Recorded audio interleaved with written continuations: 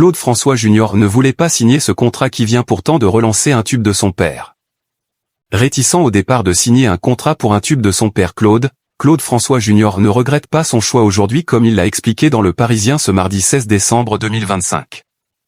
Cette chanson retrouve en ce moment un second souffle, 41 ans après sa création par le défunt chanteur français disparu en 1978.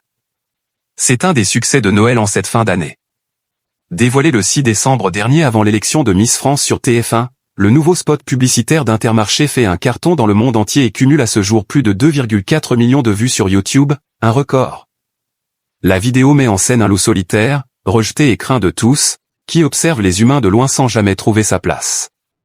Porté par la chanson Le Mal-aimé de Claude François et ses paroles mélancoliques, il erre, incompris, jusqu'à ce qu'un geste simple et inattendu lui offre un moment de réconfort.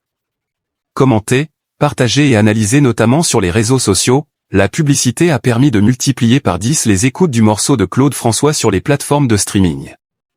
Pourtant, Claude François Jr. a failli ne pas accepter l'exploitation du tube de son père.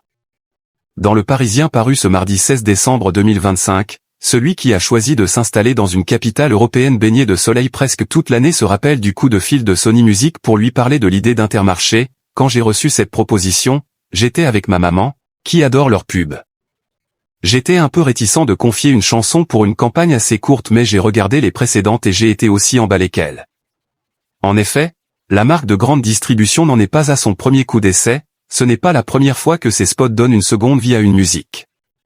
Il y avait eu aussi jusqu'à mon dernier souffle du duo, Terre Noire, l'amour de Mouloudji ou encore C'est magnifique de Benjamin Biolay. Un autre titre de Claude François qui rapporte encore gros aujourd'hui.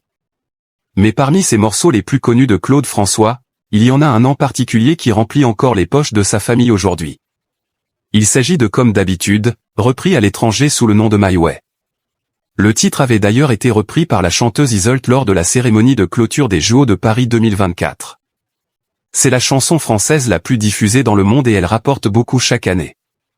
C'est un chiffre à 6-0, avait relevé Claude François Jr. sur le plateau de Buzz TV, il y a les publicités etc. mais c'est aussi la chanson la plus utilisée dans les cérémonies funéraires.